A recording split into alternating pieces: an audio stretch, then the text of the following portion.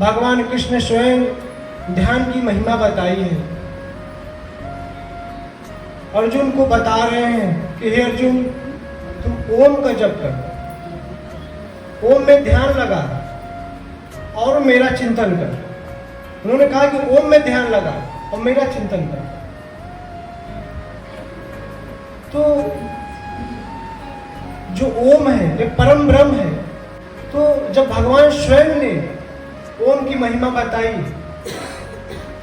अर्जुन को, अगर हर जीव इस ओम की महिमा को समझ ले और अपने जीवन में उतार ले तो हर जीव का कल्याण हो जाएगा, मुक्ति हो जाएगी, भव सागर से पार हो जाएगी। अगर जो परमात्मा से विमुख है वो अपने जीवन में कभी तकलीफों और दुखों से बाहर नहीं निकल सकता है।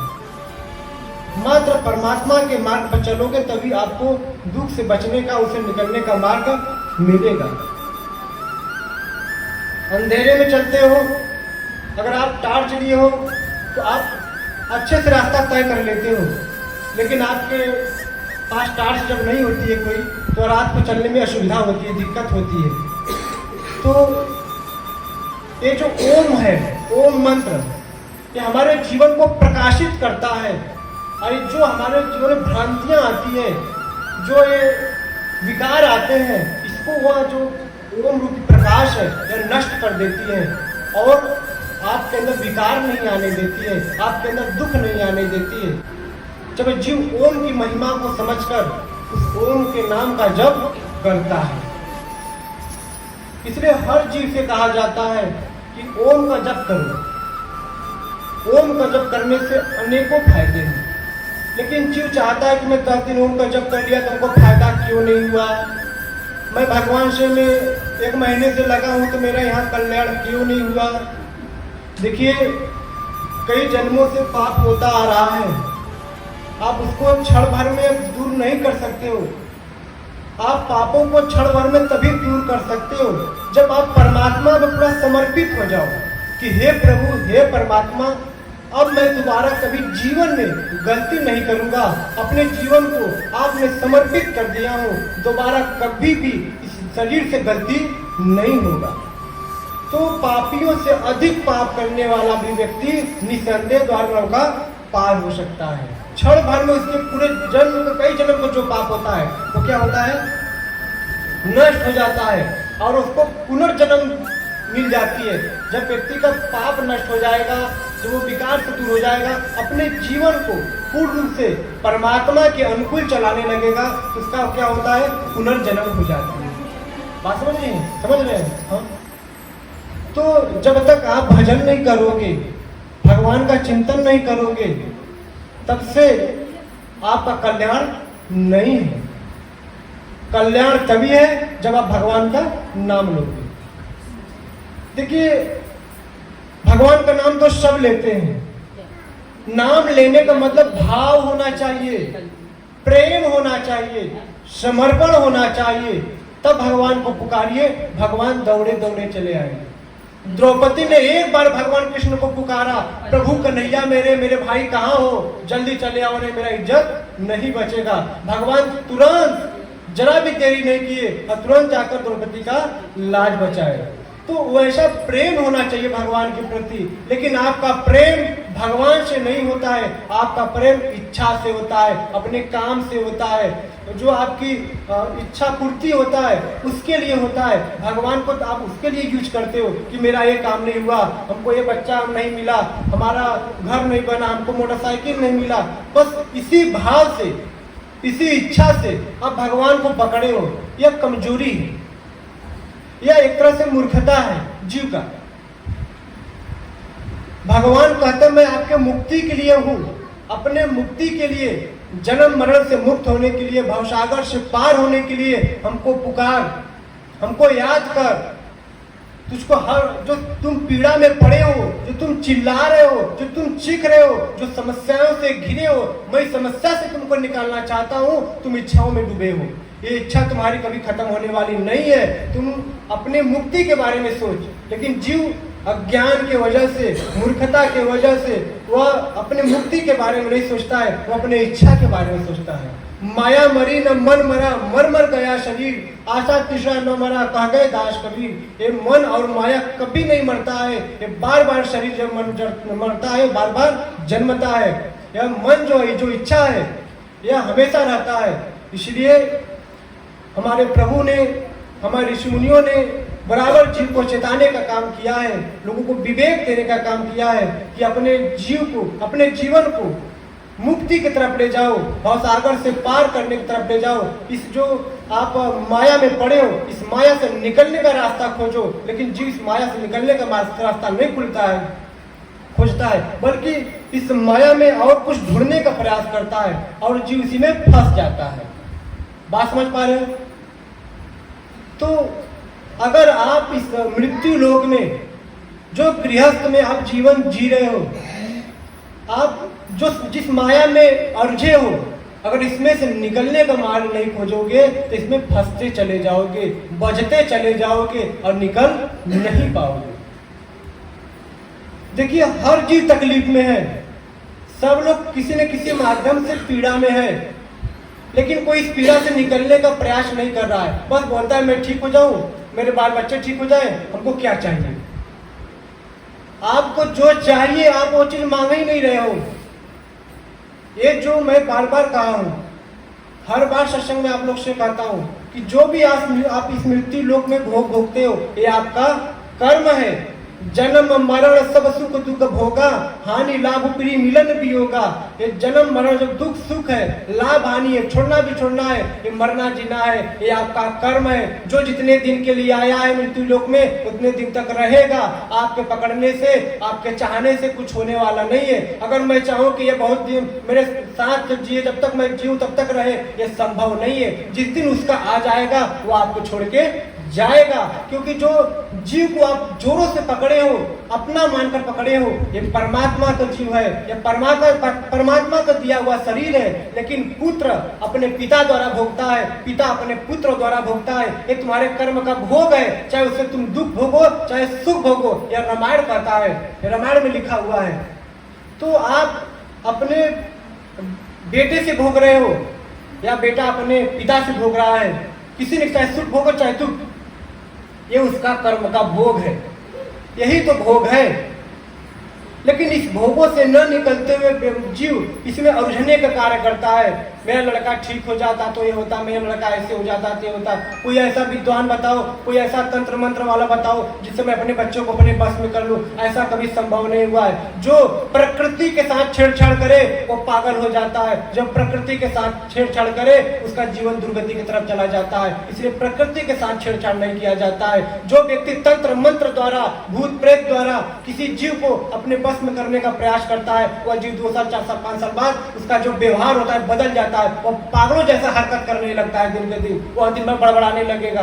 क्योंकि आप प्रकृति के साथ छेड़छाड़ करोगे तो उस जीव की दुर्गति निश्चित होगी, और उसके साथ साथ जो अपने बस में करने का प्रयास किया है उसकी भी दुर्गति उससे ज्यादा होगी। सच्चाई है।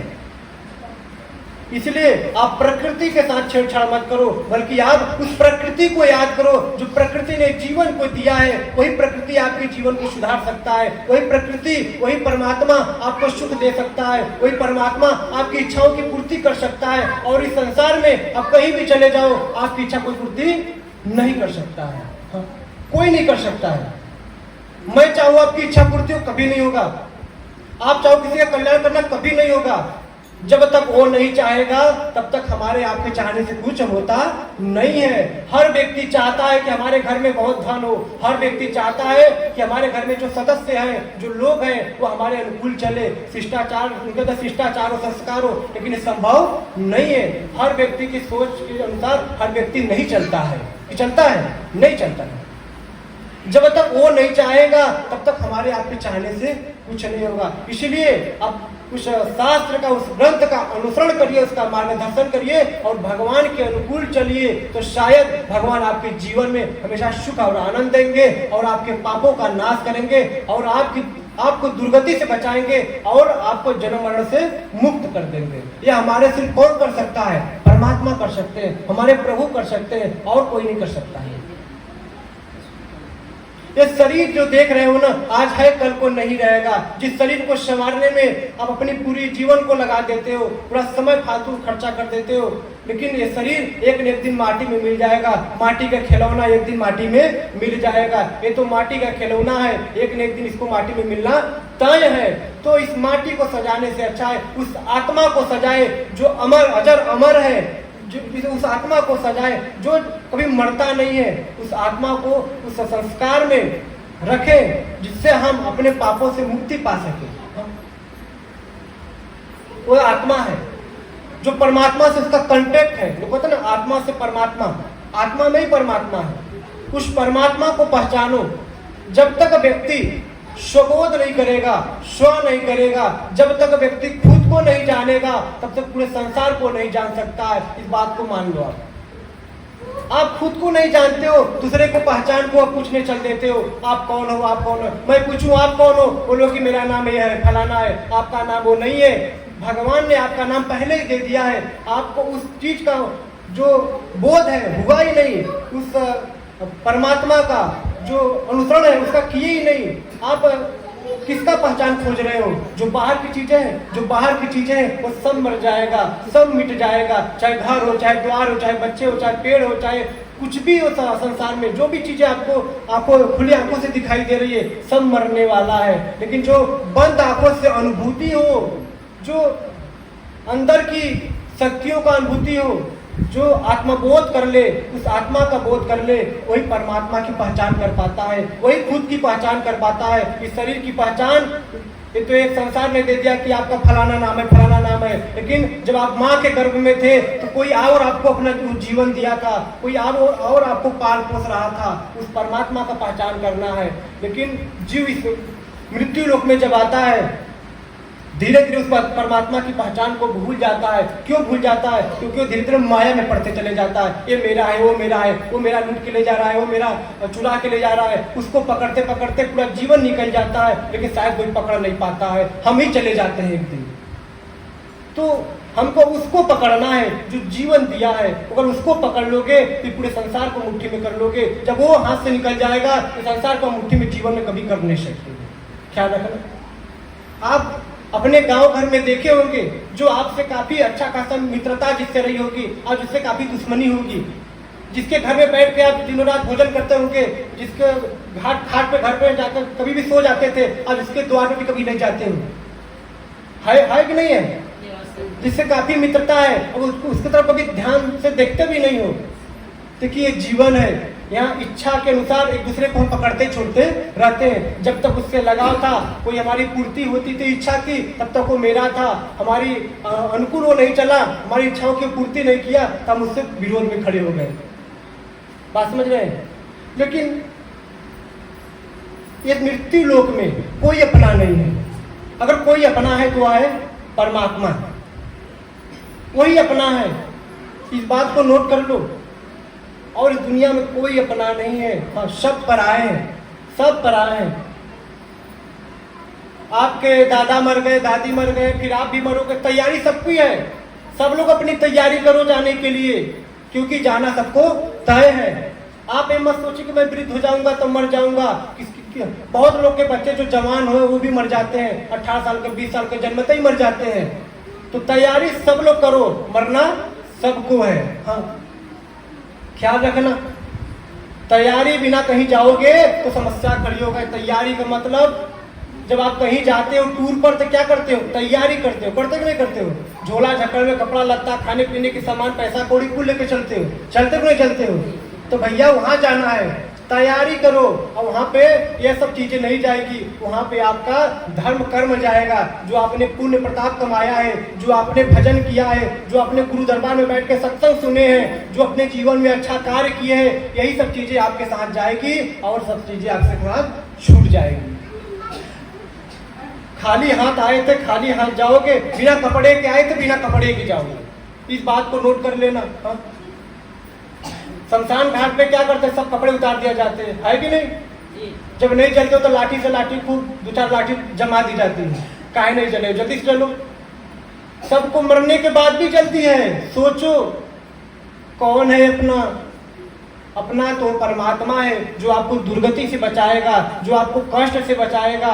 तो वो परमात्मा चाहता है कि आप भजन करके अब उस दुर्गति से बचो, जो आपके ऊपर पाप मंडरा रहा है, जो पाप का बोझ है, आप अपने कपार, अपने सर से उस पाप का बोझ नीचे उतार सको परमात्मा का भजन करके। लेकिन जीव अज्ञान की वजह से ये माया का बोझ अपने कपार पर रखा है और भगवान को पहचान ही नहीं है कि परमात्मा का नाम लेने से क्या होता है। परमात्मा का नाम लेने से जो कभी सोचे नहीं थे वह होता है, चमत्कार होता है जीवन में। हाँ? इसका यह मतलब नहीं है कि भगवान ने हमको धन नहीं दिया, इसका यह मतलब नहीं है कि हमारे घर में समस्या आ गई, भगवान का नाम ले रहा हूँ। समस्या तो आती जाती रहेगी, समस्या तो भगवान राम के जीवन में आई, समस्या तो भगवान कृष्ण के जीवन में आई, समस्या तो अर्जुन के जीवन में आया, समस्या तो द्रौपदी के जीवन में आई, समस्या किसके जीवन में नहीं आया? समस्या सबके जीवन में आता है। लेकिन उस समस्या से लड़ने के लिए उस परमात्मा का जब नाम लोगे तो आपके अंदर दिव्य शक्ति आएगी, ऐसी ऊर्जा आएगी जो आपके अंदर पावर होगा और समस्या से लड़ने की आपके अंदर क्षमता होगी। हाँ, समझ रहे हो? तो अगर समस्या से लड़ने की अगर आपके अंदर क्षमता नहीं रही तो कोई आत्महत्या करेगा, कोई जहर खाएगा, कोई डिप्रेशन में होगा, कोई चिंता में, और चिंता में अपने आकर अपने शरीर को रोगी बना लेगा। चिंता है डाकनी काट कलेजा खाए, अब वही बेचारा क्या करे, कितना दवा लगाए। जब चिंता रूपी शरीर में डाकनी घुस जाएगी ना, तब भाई कितनों दवाई देगा, काम करने वाला नहीं है। पेट का दुखा रहा है, दवा खाए ठीक हो तो सर दुखाएगा, सर दुखाए दवा खाए तो सीना दुखाएगा। या चिंता रूपी डाकनी मतलब घुस गई है। देख लीजिए, जिसके ऊपर चिंता का प्रकोप हो गया होगा, आप देखिएगा उसका चेहरा मुरझाया होगा, वो हमेशा दवा का प्रयोग करता होगा। दौड़ पेट पिलाएगा, दौड़ सीना पिलाएगा, दौड़ कपार पिलाएगा, दौड़ हाथ पिलाएगा, क्योंकि उसके अंदर चिंता रूपी डाकनी घुस चुकी है, प्रवेश कर चुकी है। इसलिए चिंता नहीं, चिंतन। क्या? चिंतन करो, चिंता नहीं। चिंता चिता पर लेटा देता है, लेकिन चिंतन आपको भवसागर से पार करा देता है। चिंतन आपको हर समस्या से मुक्ति दिला देता है। तो चिंतन करो, चिंता नहीं। समझ रहे हो? हाँ? इसलिए हम लोग भगवान का भजन भाव करते हैं कि हर समस्या से, हर दुख से लड़ने की हमारे अंदर क्षमता हो, पावर हो। जो भी हमारे जीवन में समस्या आए, उस समस्या का डट के हम सामना कर सकूं। इस समस्या का डट का सामना आप तभी कर सकते हो जब आपके अंदर भजन होगी। भजन होगी तो साहस होगा, हिम्मत होगा, वो भगवान हिम्मत देंगे आपको। कभी कभी आप नहीं करते हो कि हमारे सामने ऐसी समस्या आ गई, पता नहीं कहाँ से हिम्मत जुटा के मैंने काम कर दिया, पता कि नहीं? वो भगवान ही आपके अंदर हिम्मत डाला है। वो परमात्मा बहुत दयालु है, बहुत करुणावान है। हाँ, उस परमात्मा को प्रेम से बुलाओ। तो पहले आप प्रेम से कब बुलाते हो? जब कोई समस्या आ जाती है तब। दुख में सुमिरन सब करे, सुख में करे न कोई, सुख में सुमिरन करे तो दुख आए होए। अगर सुख में अगर भगवान का नाम लो तो दुख नहीं आएगी, लेकिन जब दुख पड़ जाए तो हाय रे भैया, हाय रे बप्पा करना चालू कर देते हो, भगवान भगवान करना चालू कर देते हो।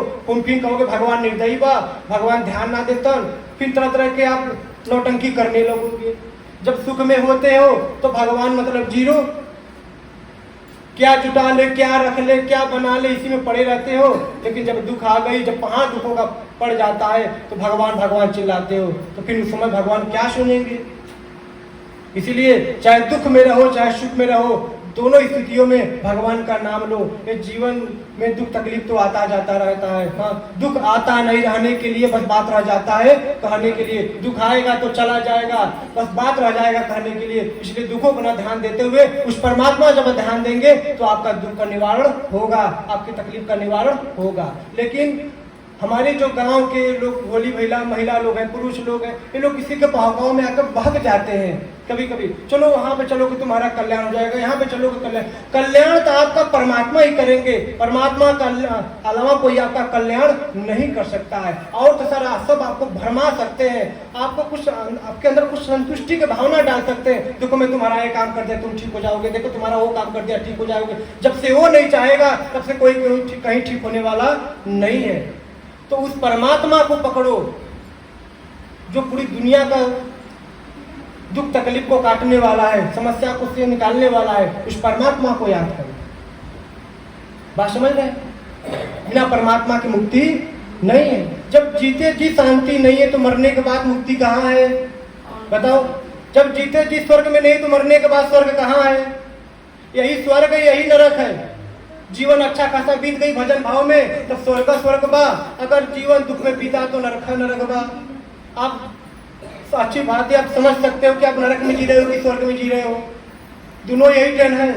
मरने के बाद तो फिर कर्म का लेखा जोखा होता है। हा?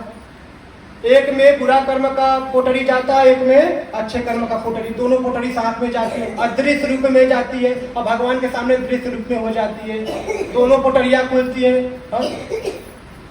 लेकिन देखा जाता है कि स्मृति लोक में जीव जाकर बुरा सबसे ज्यादा किया रहता है। बुरे कर्म का पोटरी लबालब भरा है, अच्छे कर्म का पोटरी तो खाली खन खन खन खन कर रहा है, जैसे गल्ला में 2-4 रुपया हो, खन खन आता हो बस।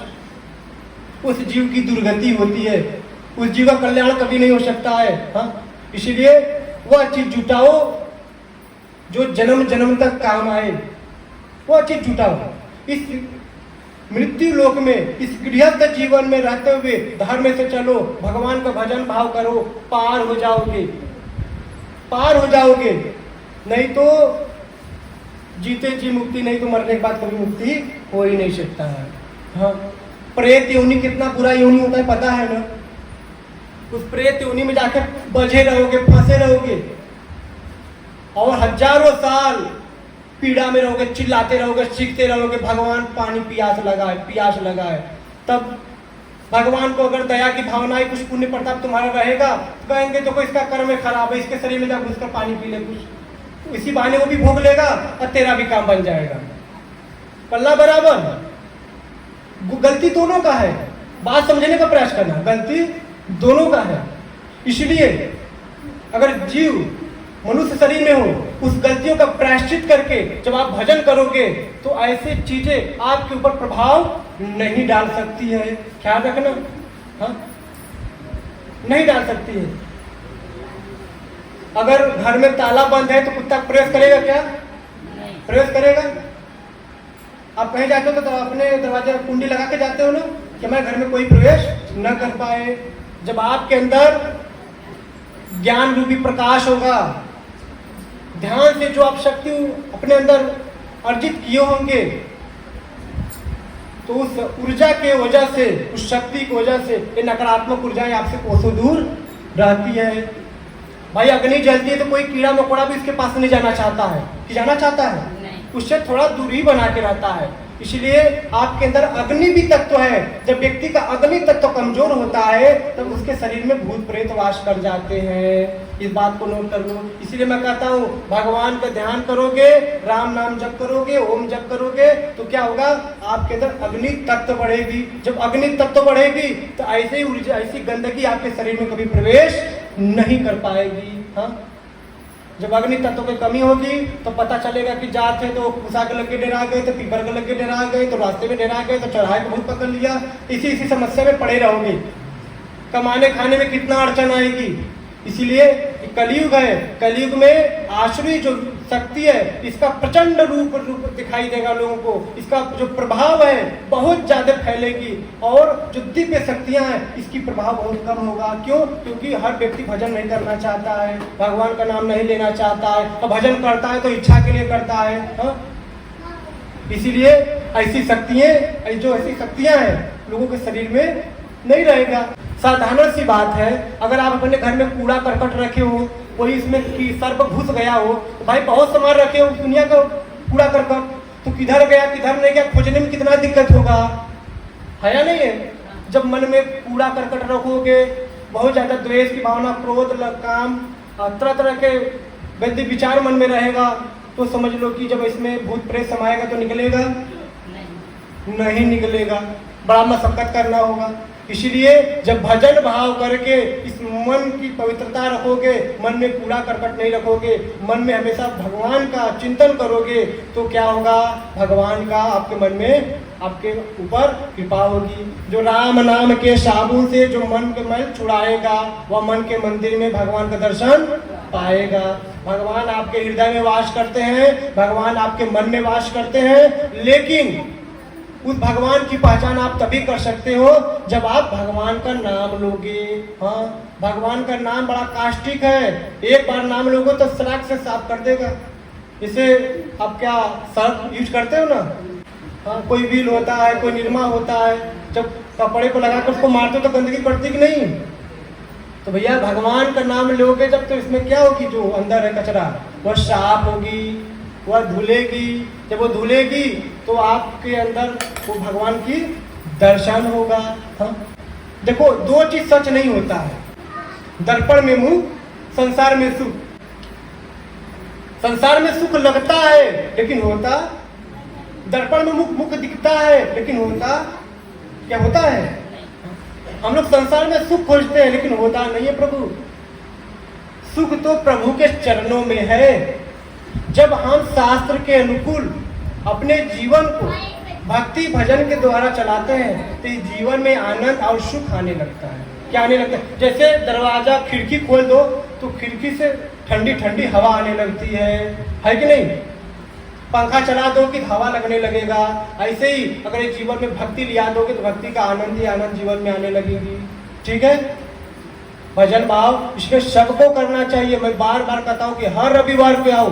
हाँ, जिसका मन लगे वही आए। ये जो आप सत्संग सुने ना, इस सत्संग से आपके जीवन में जो पीड़ा थी, जो दुख था, जो बुरे कर्म था, वो कटता है। सत्संग सुनने के लिए देवी देवता अदृश्य रूप में होकर, कौवा पशु पक्षी बनकर काक भुसंडी के यहाँ जाके सुनते थे। सोचो, इतने बड़े देवी देवता थे वो लोग, जो स्वयं शक्तियों से भरे थे। वह लोग भी सत्संग के प्यासे थे।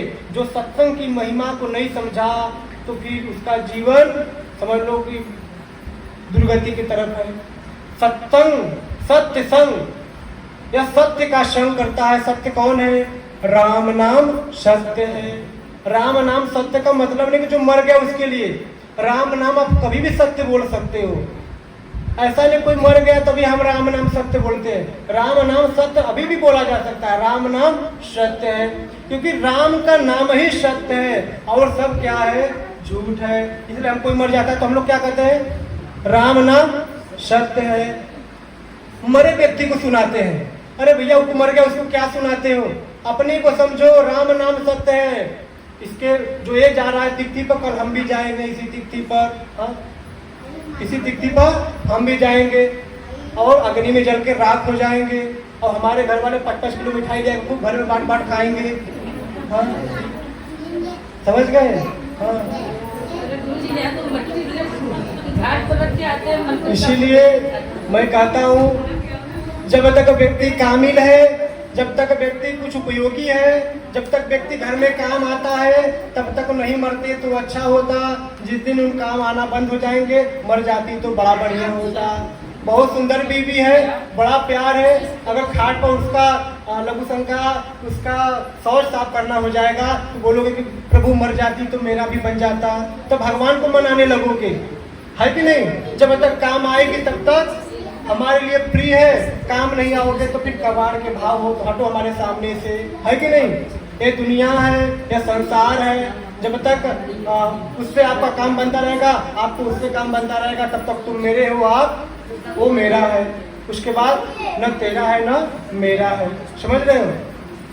ये दुनिया में जो भी कुछ है सब उसका है। किसका है? भगवान का है। तो भैया जब सब कुछ भगवान का है तो भगवान को ही मान के चलो, है कि नहीं? पार हो जाओगे। अपना मान लोगे तो दुख में पड़ जाओगे।